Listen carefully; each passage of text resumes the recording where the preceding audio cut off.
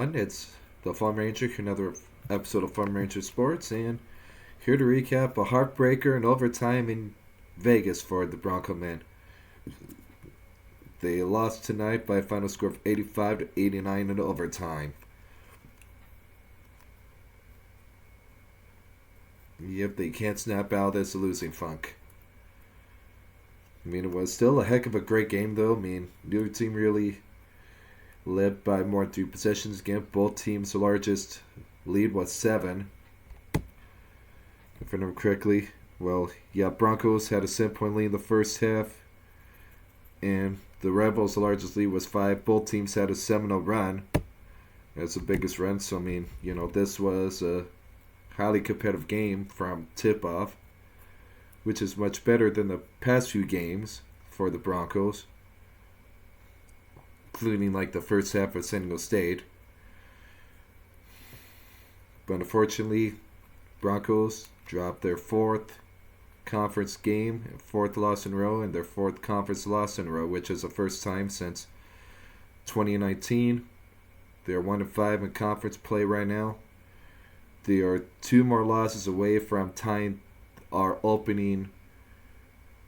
first season in the Mountain Conference 2011-2012 with the 1-7 start to conference play. So, Broncos right now 2 losses away from that.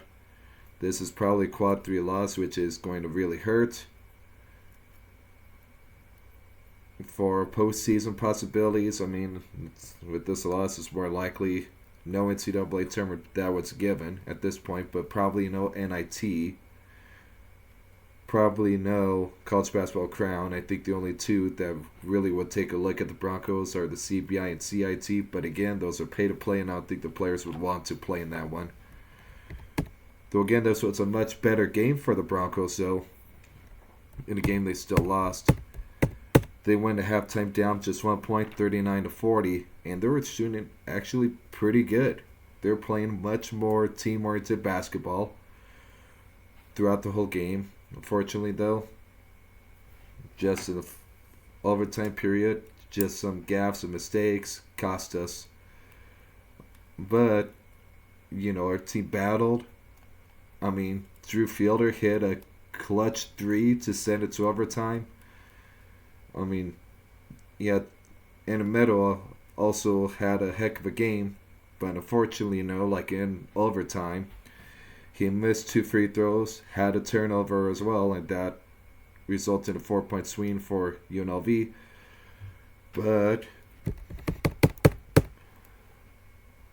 Stefan committed a foul, then argued about the official, got hit with T, which resulted in 4 straight made free throws for Pino Carmichael, who got us tied up at 80 apiece in overtime. But unfortunately, obviously, after that, UNLV ended overtime on a 9-5 run.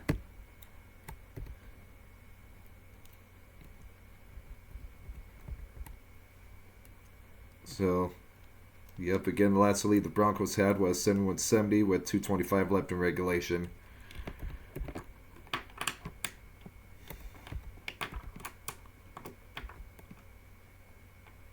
So in terms of team comparison, we'll just go ahead and do split bucks. Actually, let's see here what that looks like.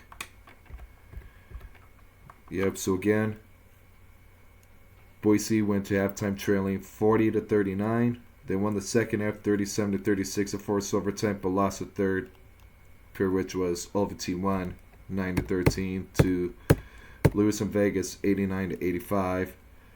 Overall, the stats were pretty much similar. Broncos shot 49% overall from field, 30 of 61. Unfortunately, UNLV was 47%, 31 of 66. Broncos were pretty cold from 3, but this is the first time that we weren't jacking up a lot of 3s. We're only 3 of 14. We only shot 14 total 3s in this game, when lots of other games would be jacking up 30 plus. Again, only 14 in this one. Made 3 of them for 21%. UNLV was 7 of 21 for 33%. From the charity stripe, we won the charity stripe battle at 76%, 22 of 29, compared to Rebels 71%, 20 of 28. We did lose a turnover battle, though. 15-13. What really killed us in this game bit was the points off turnovers, 12-29. Also, forgot to mention, like AJ Neto, he's going to be a hell of a great player, but he's got to get a little smart about when he drives the basket as an undersized guy, especially against guys like Stefan or especially Jones. Really big, tall guys who can block the crap out of shots. He had 2 shots blocked in overtime of back-to-back possessions because he was driving as a smaller dude against like a 7-footer. He's got to become smarter and work on his intelligence. But on that, he's going to become a heck of a player, though. I love his aggression on it, but needs to be a little smarter than that. In terms of rebounding, the Broncos also lost the rebounding battle, 33-40. Broncos were out-rebounded on the offense glass, 8-14. Though in the second half, the Broncos were in overtime were employing like a 1-3-1 zone instead on defense, which did have some success. They forced UNLV to shoot threes. Unfortunately, UNLV made a few clutch threes though.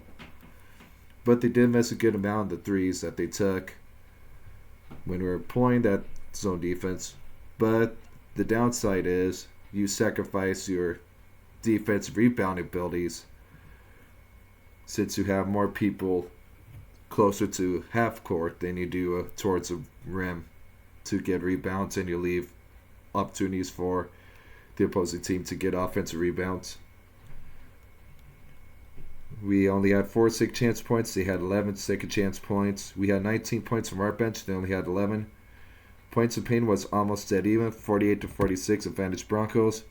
We had 13 fast break points. They had 17. We had 3 block shots. They had 5, including 3 critical ones in the overtime period. Both teams had 9 steals. Both teams had 16 assists. So we got 16 assists on our 30 field goals. They had 16 assists on their 31 made field goals. And again, this was one of the highest assist numbers we've had to start conference play. Because again, I think the others were 10 or under. In terms of for the game, for the Broncos, Dylan Andrews, I don't think he played in the overtime period. I think it was mainly just AJ Neto. He had ice on both his legs and was getting the legs massaged out, so I think his legs cramped up and he was not going to go for overtime. If he would have been, he probably would have had a much better, he probably would have helped get us a win if he was good to go for overtime. He finished with 14 points. He was only 4 of 8 from the floor, 0 from 3, and perfect 6 of 6 with charity stripes. So again, he was more dishing the ball and taking more smarter shots than he was the past 5 games where he was, or 4 games where it's just jacking up shots left and right, like taking like 13, 17, or 18 shots in a game. Only 8 shots, 4 of 8, much better. He goes with 2 boards, 4 assists, and 2 fouls in 30 minutes. R.J. Keene had 4 boards, 5 assists, 2 fouls, 2 turnovers, 23 minutes.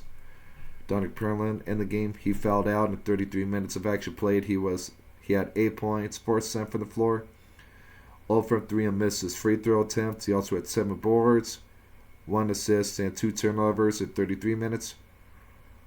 And Meadow had a heck of a game. Unfortunately, in overtime, he did miss 2 free throws, so he had a costly turnover. But he did have 21 points on 8 of 12 shooting, missed both 3-pointers, 5 of 8 from the charity stripe. He also had 6 boards, 1 assist, 4 fouls, 1 turnover, and 38 minutes played. Though again, some of the runs we went to get back in the game and to get even, he was involved in those runs and scored in those runs. Drew Fielder led the Broncos in scoring, and he had a dime in the game, including that clutch 3 to send the game to overtime. He was 8 of 17 from the floor. We'd love to see much more efficient scoring and shooting from him. That's way too many shots for him, especially missed. 1 of 4 for 3 and 6 of 8 from charity stripe. He had 4 boards, 1 assist, 3 fouls, 3 turnovers, 38 minutes played. Again, AJ Neto from the bench 0 for 4 from the floor, 0 from 3, including 2 layups that weren't good, mainly blocked because he had a small guy trying to make a play at the rim against like a 7-footer. He also had 2 boards, 3 assists, 3 fouls, 3 turnovers in 26 minutes. Boom.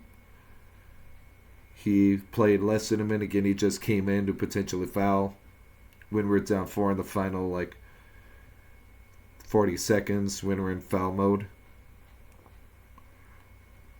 Pino Carmichael off the bench had 14 points. He was 4-9 from the floor, 1-3 from beyond the arc, and 5-6 from charity stripe. 4 boards, 4 fouls, 2 turnovers in 18 minutes. Spencer Irons off the bench had 5 points on 2 of 4 shooting, 1 of 2 for 3. 1 board, 1 assist, 3 fouls, 1 turnover in 19 minutes played. In overtime alone, the Broncos were 2-9 from the floor for 22%, 0 for 2 for 3, 5-6 from charity stripe. 4 boards, 1 assist, 4 fouls, and 2 turnovers. For UNLV, in the game, Gibbs Lahorn, number 0, had a game-high 33 points, 11 of 23 shooting, 2 of 8 from 3, 9 of 12 from charity stripe, 5 boards, 6 assists, 4 fouls, 5 turnovers, and 45 minutes played. Number 2, Hamilton, 16 points on 5 of 9 shooting, 1 of 3 for 3, 5 of 6 from charity stripe, 5 boards, 2 assists, 3 fouls, 1 turnover, 35 minutes. Fleming Jr., 17 points on 6 of 13 shooting, 3 of 6 from beyond the arc, including a couple in overtime. 2 of 2 from charity stripe, 4 boards, 4 assists, 2 fouls, 2 turnovers, 35 minutes. Number 6, Jones, 6 points, 2 of 7 from the floor, 2 of 3 from charity stripe, 4 boards, 2 assists, 1 foul, 33 minutes. Stefan, number 34, 6 points, 3 of 5 shooting, 0 from charity stripe, 6 boards. He did foul out with 5, and then the technical, as he was arguing with the ref, was technically a 6 foul. 26 minutes. Number 7, Green, had 4 fouls in 9 minutes. Banarby, number 10, 2 points. He was 0 from the floor, including 0 from 1, including missing a 3-pointer. 2 for 4 from charity stripe, 8 boards, 2 assists, 2 fouls, 18 minutes. Number 12, Williamson, 9 points, 4 6 from the floor, 1 of 3 from 3-point range. 4 boards, 3 fouls, 4 turnovers, 22 minutes. And number 22, Brown, had a foul in 2 minutes of action. In overtime as a team, the Rebels, 13 points on 4 6 from the floor for 67%. Made their lone 3-pointer and 4 of 8 from charity stripe for 50%. 7 boards, 2 assists, 3 fouls, 2 turnovers. In terms of overtime itself, we'll look at the player stats. Again, Dylan Andrews didn't play. RJ Keene didn't have any action in overtime. Dominic Pearland had a foul in 4 minutes. Andrew Meadow, 1 board, 2 fouls, 5 minutes. Drew Fielder, 2 points, 1 of 1 shooting, 1 turnover, 5 minutes. AJ Neto was 0 for 3 from the floor, 1 board, 1 assist. Pino Carmichael had 7 points, 1 of 5 from the floor, 0 for 2 for 3, 5 of 6 from charity stripe, 1 board, 1 foul, 1 turnover. And Spencer Irons played a minute. For Las Vegas, Gibbs Lahorn, 2 points, 1 of 2 shooting, 0 for 2 from charity stripe, 1 turnover. Number 2, Hamilton, 7 points, 2 of 2 from the floor, 3 of 4 from charity stripe, 2 boards. Fleming Jr., 3 points. He made a 3-pointer in overtime, which helped it push the lead to 4 points. He also had a board and assist as well. Number 6, Jones, had a point, 1 of 2 from charity stripe, 1 board. The 34, Stefan, he had 2 fouls and played a minute. Again, those 2 fouls was the 5th foul and the T arguing with the official to get technically 6. Number 7, Green, had a foul and played a minute. Number 10, Bannerby, 0 from the floor, 1 board, 1 assist, 3 minutes played. In terms of the first half, Dylan Andrews had 8 points on 3 of 5 from the floor, 0 from 3, 2 of 2 from charity stripe, 1 board, 1 assist, 15 minutes. RJ Keene had 1 board, 3 assists, 1 foul, 12 minutes. Dominic Pearland, he got the start. Again, James Buchanan, I forgot to mention, like I Said in the preview of this game, it was going to be interesting to see if John Buchanan would have been able to play this game. Because in the last game against Utah State, like 10 minutes in, his lower back started acting up and he had to sit the rest of that game. BJ Rains, like 25 minutes before the game, tweeted a picture or video of him in just street clothes, not warming up, and he was out, did not play this game, and Boise State probably could have really used his help in this game if he would have been healthy too. But again, had to try to win this one without one of their star players, Jeff Buchanan. Dominic Pearland got the start for him. In the first half, Pearland had 4 points, up to a 5 shooting, 0 from 3, 4 boards, 1 assist, 1 foul, 15 minutes played, intermiddle. Led the team in the first half with 10 points scored, 4 of 8 from the floor, 0 for 2 for 3, 2 of 3 from Dirty Stripe, 3 boards, 1 foul, 17 minutes. Drew Fielder as a starter, 9 points, 3 of 7 from the floor, 0 for 2 for 3, 3 of 4 for Dirty Stripe, 3 boards, 1 foul, 1 turnover, 16 minutes. AJ Neto off the bench, missed his lone 3-pointer. Also had 2 assists, 1 turnover, 10 minutes. Peanut Carmichael had 5 points, 2 of 2 from the floor, including a lone made 3-pointer. 1 board, 2 fouls, 1 assist, 1 turnover, 6 minutes. Spencer Irons, 3 points, 1 of 2 from the floor, which are all 3-pointers. 1 board, 3 fouls in the first half of 9 minutes. In the first half, the Broncos shot 15 of 30 for 50% from the floor, 2 of 10 for 20% 3, 7 of 9 for 78% for Dirty Stripe, 14 boards, 7 assists, 9 fouls, 4 turnovers in the first half. Rebels in first half. Gibbs Lawhorn had 10 points on 4 of 8 from the floor, 0 for 3 from 3, and 2 of 2 for Dirty Stripe, 1 board, 6 assists, 1 foul, 3 turnovers, 20 minutes. Number 2, Hamilton had 5 points on 1 3 shooting, all 3-pointers, and perfect from line. Made both his free throw attempts, 1 foul, 11 minutes. The 3 Fleming Jr. 10 points in the first half, 3 of 7 from the floor, 2 of 3 for 3, 2 of 2 for Dirty Stripe, 3 boards, 1 foul, 2 turnovers, 16 minutes. Number 6 Jones, 3 points, 1 of 3 from the floor, and made an and 1 as well.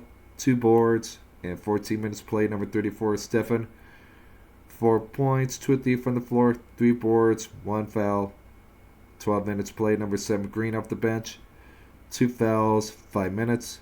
Number 10 Bannerby, 2 points, misses the long 3-pointer, 2 of 4 from Dirty Stripe, 4 boards, 1 foul, 8 minutes. Number 12 Williamson, 6 points, 3 of 4 from the floor, misses the 3-pointer, 4 boards, 1 foul, 1 turnover, 11 minutes. And number 22 Brown had a foul in 2 minutes played. Of note, this is the first time that Broncos were trading baskets coming out the game. They were not down the first half or first media timeout in the game like 8-0 or anything like that. Nope, it was tied up 8-8 at the first media time of the game. So that's solid progress as well for this team. They're really starting to rediscover themselves, playing more up to what they truly can be on offense. Just got to get defense worked out more. In the second half, Zen Andrews scored 6 points on 1 of 3 shooting from the floor, made all 4 free throws. He had a board, 3 assists, 2 fouls in 15 minutes. RJ Keene, 3 boards, 2 assists, 1 foul, 2 turnovers in 11 minutes. Dominic Pearland, 4 points, 2 of 2 from the floor, 0 from for Dirty Stripe, 3 boards, 3 fouls, 2 turnovers, 14 minutes. Andrew Meadow, 11 points in the second half, perfect from the floor, and 3 of 5 from Dirty Stripe, made all 4 shots from inside the arc. 2 boards, 1 assist, foul, and turnover, 17 minutes. Drew Fielder, 12 points in the second half, 4 of 9. 1 of 2 from beyond the arc, including that clutch 3-pointer to send it to overtime. 3 of 4 from Dirty Stripe, 1 board, 1 assist, 2 fouls, 1 turnover, 17 minutes. AJ Neto, 1 board, 3 fouls, 2 turnovers, 12 minutes. Peanut Carmichael only had 2 points second half, 1 of 2 from the floor, 2 boards, 1 foul, 6 minutes. And Spencer Irons, 2 points, 1 of 2 from the floor, 1 assist, 1 turnover, 9 minutes played. Second half, Broncos were 13 of 22 from the floor for 59%, 1 of 2 from 3-point range, and 10 of 14 for 71% for charity stripe, 15 boards, 8 assists, 13 fouls, and 9 turnovers. The Rebels were led by Gibbs Lahore in the second half with 21 points on 6 of 13 shooting, 2 of 5 for 3, 7 of 8 from charity stripe, 4 boards, 3 fouls, 1 turnover, 20 minutes. Number 2, Hamilton, 4 points on 2 of 4 shooting, 3 boards, 2 assists, 2 fouls, 1 turnover, 18 minutes. Number 3, Fleming Jr., 4 points, 2 of 5 from the floor, over 2 for 3, 3 assists, 1 board, 14 minutes. Number 6, Jones, 2 points, 1 of 4 from the floor, 1 board, 2 assists, 1 foul, 14 minutes. Number 34, Stephen, 2 points, 1 of 2 from the floor, 0 for 1 from charity stripe, 3 boards, 3 fouls, 13 minutes. Number 7, Green, 1 foul and 3 minutes play. Number 10, Bannerby, missed a layup or shot inside the arc, 3 boards, 1 assist, 1 foul, 7 minutes. Number 12, Williamson, 3 points, 1 to 2 from beyond the arc, 2 fouls, 3 turnovers, 11 minutes. Overall, Rebs in second half for 13 of 31 for 42%, 3 of 9 from beyond the arc for 33%, 7-9 for 78% for charity stripe, 15 boards, 8 assists, 14 fouls, and 5 turnovers.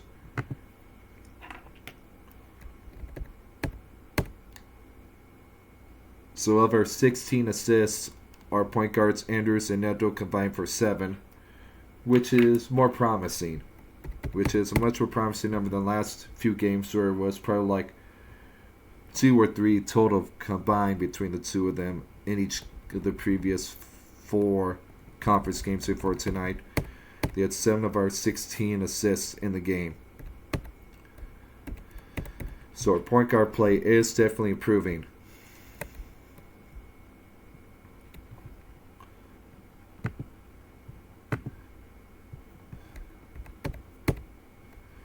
In terms of defensively, Dylan Andrews had a steal. He was plus 8 in the game. Archie Keene had 1 steal and he was minus 2 on the game. Dominic Perlin had 2 steals. He was plus 2.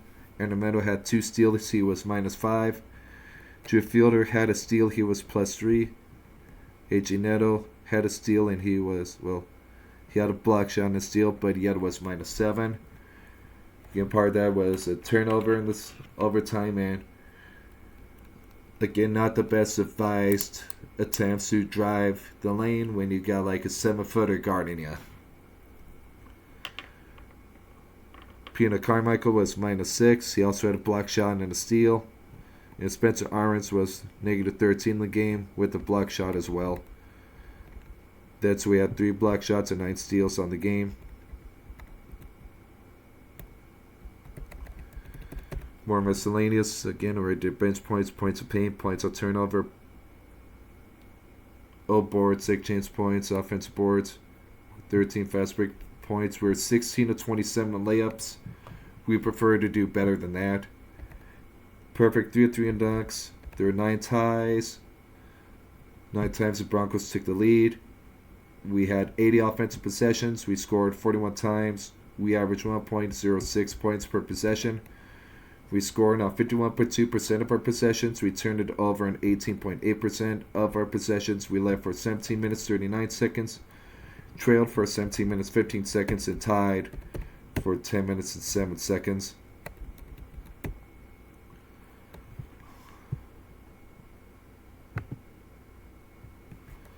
For the Rebels, Gibbs Lahorn had a steal. He was plus 4. Number 2, Hamilton, he had a steal. He was plus 4. Number 3, Fleming Jr., he had a steal. He was plus 2. Number 6, Jones, he had 3 blocks and 4 steals. He was plus 5. Again, all 3 of his blocks were in the overtime period, including 2 on Neto. Number 34, Steven, 1 block shot. He was minus 4. He's one who fouled out. Got the T after fouling out officially. Number 7, Green, he was plus 2 in the game. Number 10, Bannerby, he had a block shot. He was plus 4. Number 12, Williamson, he had a steal. He was minus 1. And number 22, Brown, 1 steal, and he was plus 4 in the game. Again, they had 17 fast break points. They were 12 and 19 on layups. They only dunked it once on 1 attempt. They had 10 ties. They tied the game 10 times. So they're like 19 total ties, 18 lead changes. Again, they took the lead 9 times. They had 76 offensive possessions, scored 41 times. They averaged 1.17 points per possession. Scored on 53.9% of possessions, turned it over on 17.1% of possessions. Led for 17 minutes, 15 seconds. Trailed for 17:39. And the game was tied for 10:07. So, again, Broncos got to find a much better way of scoring. I mean, yes, this was a much better game. Unfortunately, it goes down as a loss. Right now, we're in the bottom of the standings, along with like San Jose State, Air Force, and Fresno State. And 1-5 and 9-8 on the season. Fresno just beat Colorado State, so Colorado State's probably going to come in pretty hungry on Friday night. And we'll see how the fan base reacts to this game and how much they pack Extra Mile Arena. Of note, UNLV is now 3-0 conference play at home. This was UNLV's first overtime game. Boise State moves to 0-2 in overtime games this season. Again, Boise State has had issues the past few years with playing in overtime.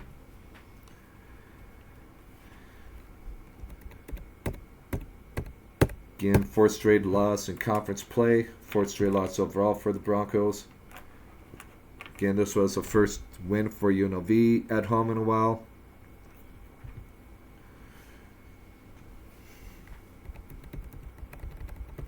So, yeah, this is definitely a game that really hurts Boise State. You know, I mean, even the commentators on CBS Sports at the game said that this is a little bit devastating for the Broncos. It's just a game over 500, and now we are tied with 2019 for one of the worst starts in conference play since 2012. That was conference at 1-5. Right now we're tied with Fresno State at like 1-5. They have like 1 or 2 more losses than us. So we're now like 8th or 9th in conference right now, which is probably not in remotely near where anyone was thinking Boise State would be at this point.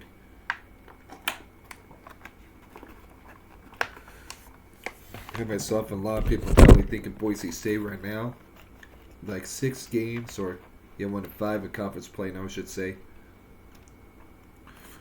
You know, people would have thought that Boise State would have been much more competitive and won games like this, and probably some of the other ones been toward the top of the standings. But right now, we're in the bottom. We're in the cellar. We're like 8th or 9th. Yeah, we're 8th in the conference right now.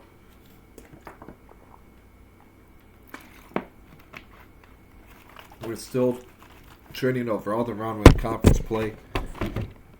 Though again, this is, and though it's a loss, a much more positive result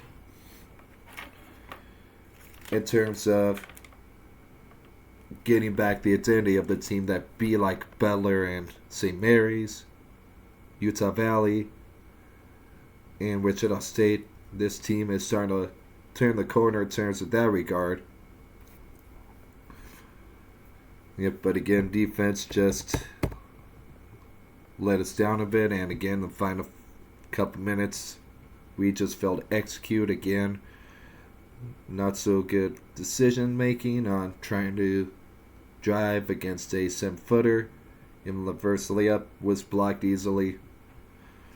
Again, a couple turnovers in a couple final minutes, and final minute 12. You know, missing free throws and having trouble scoring as well.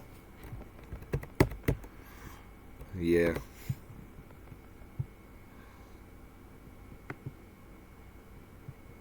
I mean, just looking at the play-by-play. I mean, when it flips over to play-by-play.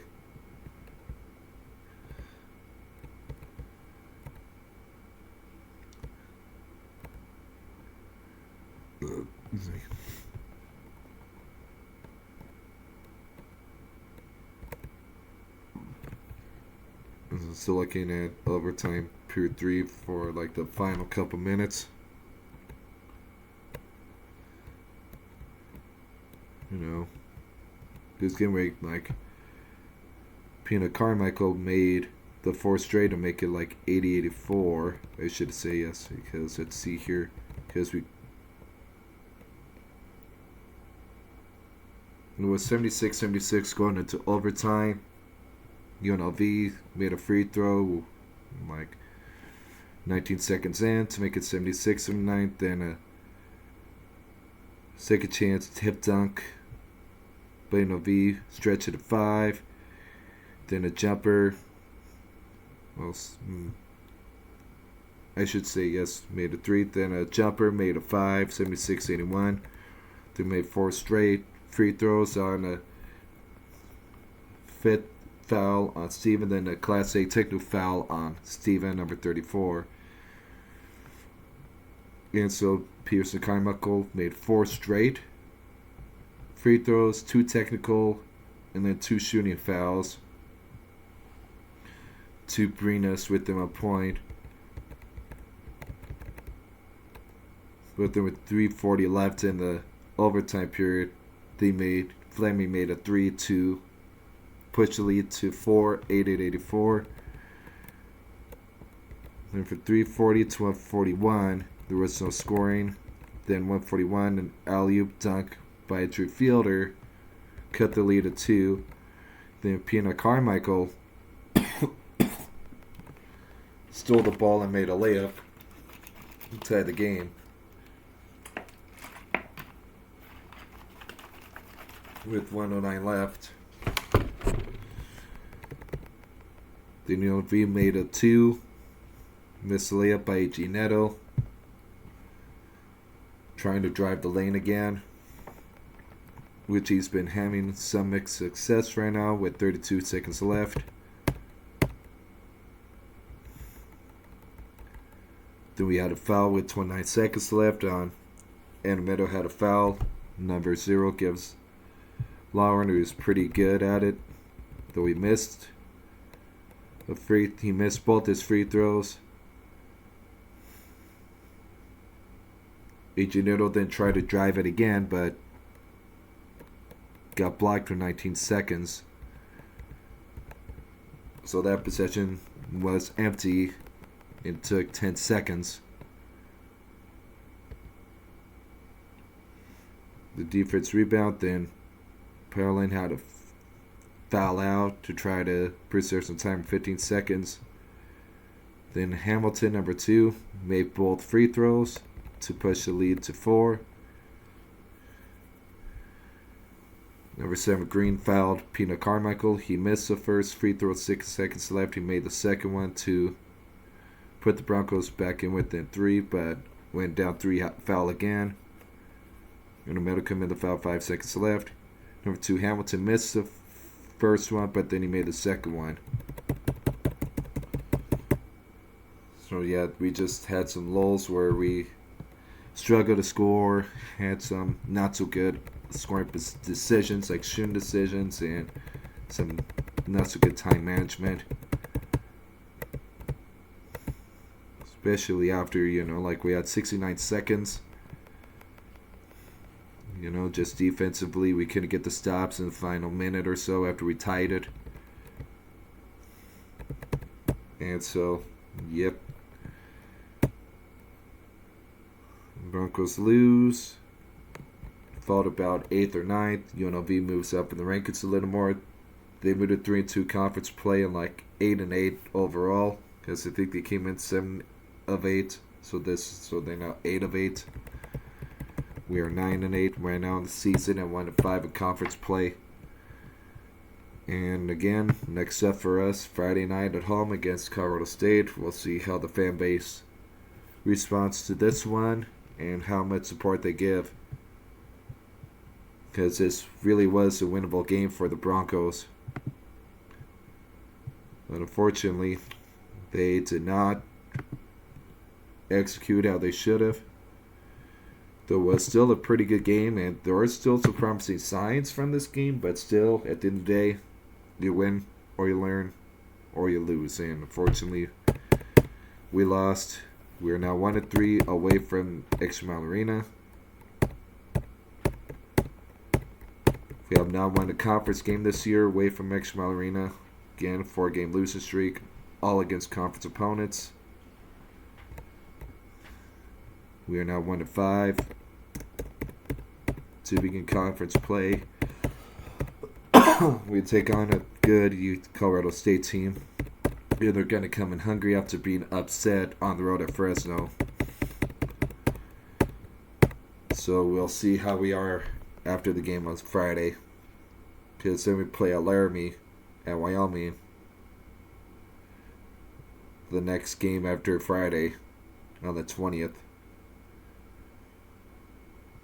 So if we lose Friday and then we lose against Wyoming, I believe we'll tie the 2011-2012 team for not only conference losing streak, but also the most losses to start conference play. Because the conference play that year, we beat Fresno to begin conference play.